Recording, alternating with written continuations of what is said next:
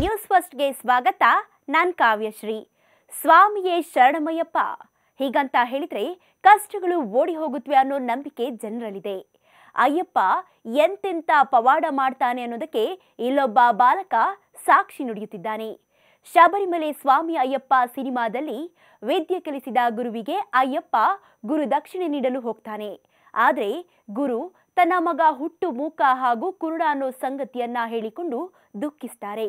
ಕೂಡಲೇ ಅಯ್ಯಪ್ಪ ಸರ್ವೋತ್ತಮ ಅನ್ನೋ ಗುರು ಮಗನಿಗೆ ಕಣ್ಣಿನ ದೃಷ್ಟಿ ನೀಡಿ ಮಾತಿನ ವರ ನೀಡ್ತಾನೆ. ಇದು ಸಿನಿಮಾ ದೃಶ್ಯ.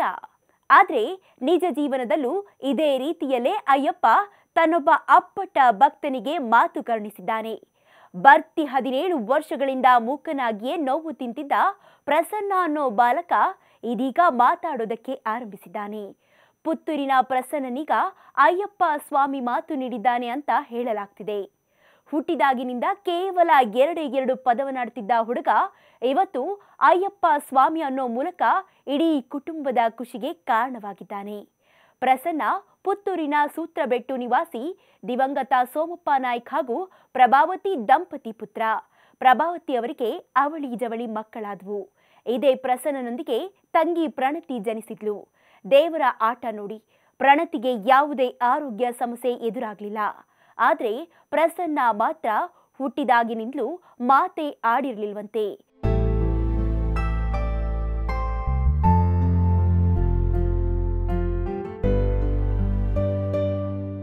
ತೀರಾ ಅಪ್ಪ ಅಮ್ಮ ಅನ್ನೋದು ಬಿಟ್ರೆ ಮತ್ಯಾವ ಪದವನ್ನು ಆಡ್ತಿರ್ಲಿಲ್ಲ.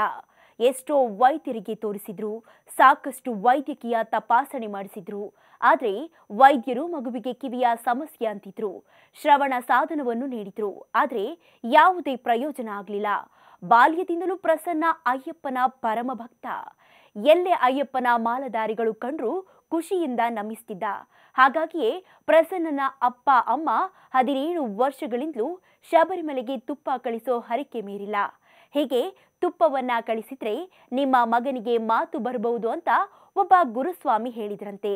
ಅಂತೆಯೇ ಪ್ರಸನ್ನ ತಾಯಿ ಪ್ರಭಾವತಿ ಮಗನು ಎಲ್ಲರಂತಾಗ್ಲಿ ಅಂತ ಪ್ರತಿ ವರ್ಷ ತುಪ್ಪ ಕಳಿಸ್ತಿದ್ರು. ಸಾಮೆತಡ್ಕದಲ್ಲಿ ಕರುಣಾಮಯಿ ಅಯ್ಯಪ್ಪ ಸ್ವಾಮಿ ಭಕ್ತರ ವೃಂದ ಹೊಂದಿದೆ.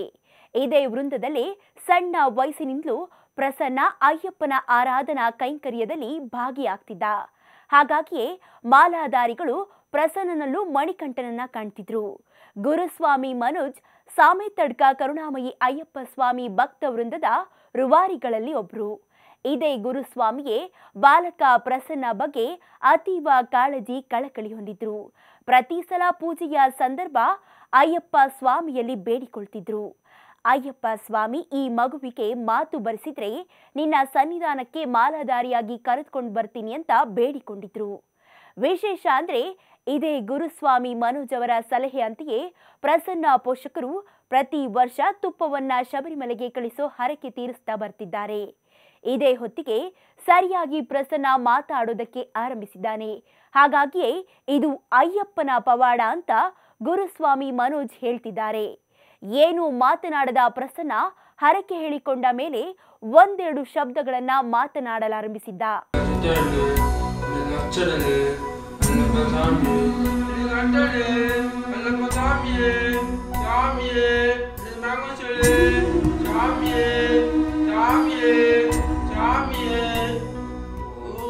ಅದರಂತೆ 2023ರಲ್ಲಿ ಮಾಲೆ ಧರಿಸಿ ವ್ರತಧಾರಿಯಾಗಿ ಶಬರಿಮಲೆಗೆ ಹೋಗಿ ಬಂದ ಬಳಿಕ ಮಾತಿನಲ್ಲಿ ಇನ್ನಷ್ಟು ಸುಧಾರಣೆಯಾಗಿದೆ.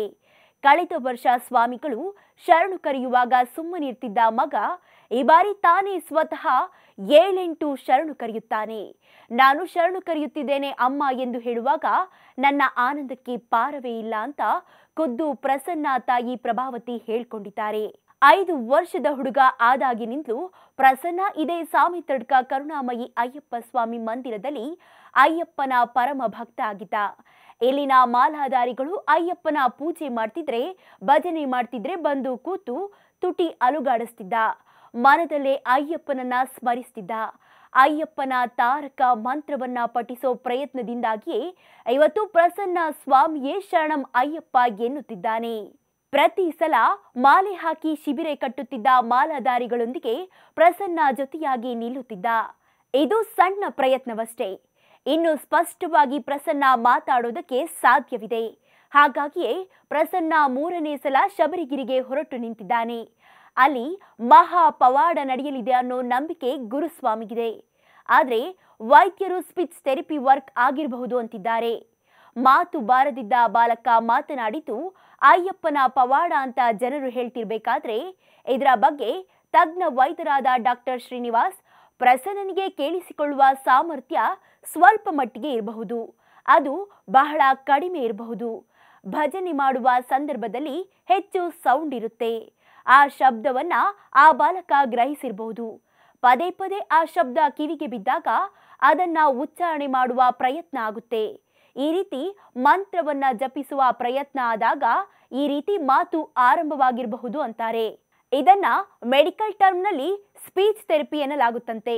ದೇವರ ಮಂತ್ರ ಜಪಿಸುವುದರ ಹಿಂದೆ ವೈಜ್ಞಾನಿಕ ಕಾರಣವಿದೆ ಅಂದಿರೋ ಇವರು ವಿಷ್ಣು ಸ್ಮರಣೆ, ಗಣೇಶನ ಸ್ಮರಣೆ, ಅಯ್ಯಪ್ಪನ ಸ್ಮರಣೆ ಯಾಕೆ ಮಾಡ್ತಾರೆ ಅಂದ್ರೆ ಅದು ಉಚ್ಚಾರಣೆಗೂ ಅನುಕೂಲ ಆಗುತ್ತೆ ಅಂತಾರೆ. ಒಟ್ನಲ್ಲಿ ಅಯ್ಯಪ್ಪನ ಪುಟ್ಟ ಭಕ್ತ ಮಾತು ಬಾರದಿದ್ದ ಪ್ರಸನ್ನನಿಗೆ ಈಗ ಮಾತು ಬಂದಿರೋದರ ಹಿಂದೆ ಮಣಿಕಂಠನ ಪವಾಡ ಕಾರಣ ಅನ್ನೋ ಚರ್ಚೆಗಳು ನಡೀತಿದೆ. ಬಟ್ ವಿಜ್ಞಾನ ಬೇರೆನೆ ಹೇಳ್ತಿದೆ. ಅಯ್ಯಪ್ಪನ ಪವಾಡ ಇದ್ದರೂ ಇರಬಹುದು. ಸ್ಪೆಷಲ್ ಸುದ್ದಿಗಾಗಿ ನೋಡ್ತಾ ಇರಿ ನ್ಯೂಸ್ ಫಸ್ಟ್, ನಿರ್ಭೀತಿಯಿಂದ ನಿಮ್ಮ ಪರವಾಗಿ.